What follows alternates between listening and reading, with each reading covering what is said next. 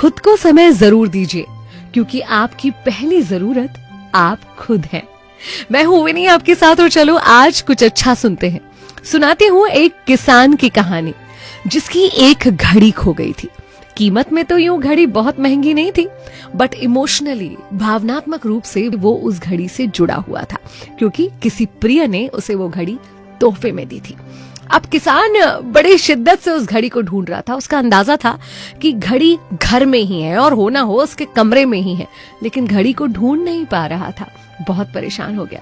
किसान का एक छोटा सा बेटा था, कुछ 7-8 साल का। वो अपने दोस्तों के साथ घर के आंगन में खेल रहा था। जब हार गया, थक गया, बेटे ने पूछा, पापा क्या हुआ? किसान ने बताया, बेटा मेरी घड़ी नहीं मिल रही। उसके बाद बच्चों से मुस्कुराते हुए किसान ने कहा कि अच्छा चलो, तुम सारे बच्चों में से जो मेरी घड़ी ढूंढ के देगा उसे इनाम में एक चॉकलेट मिलेगी। बच्चे बड़े उत्साह से घड़ी ढूंढने में जुट गए।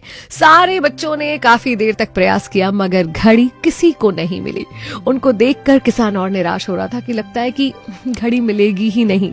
और बच्चे भी धीरे धीरे हताश और निराश होकर एक एक करके किसान के पास आए और बोले कि नहीं, घड़ी तो वहां नहीं है, घड़ी तो हमें मिल ही नहीं रही।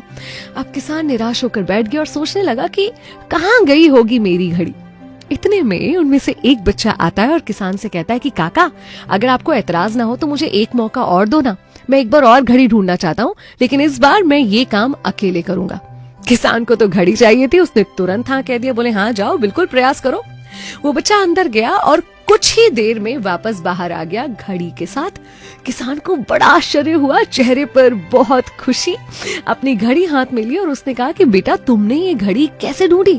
क्या किया तुमने जो कोई नहीं कर पाया था? हम सब में से कोई इस घड़ी को नहीं ढूंढ पाया था। बच्चे ने कहा, काका मैंने कुछ नहीं किया।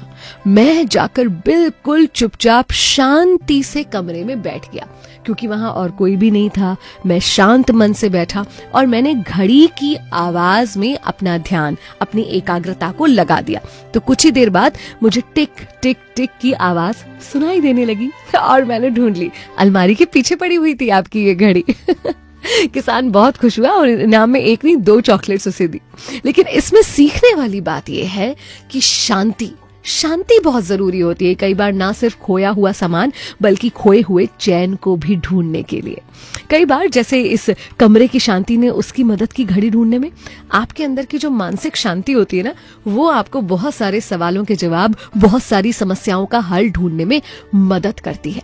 इसलिए दिन में कुछ समय ऐसा जरूर होना चाहिए आपके पास, जिसमें कोई आपके साथ ना हो, सिर्फ आप हो। आप आपके साथ समय बिताइए, पूरी शांति से, बिना किसी स्ट्रेस के।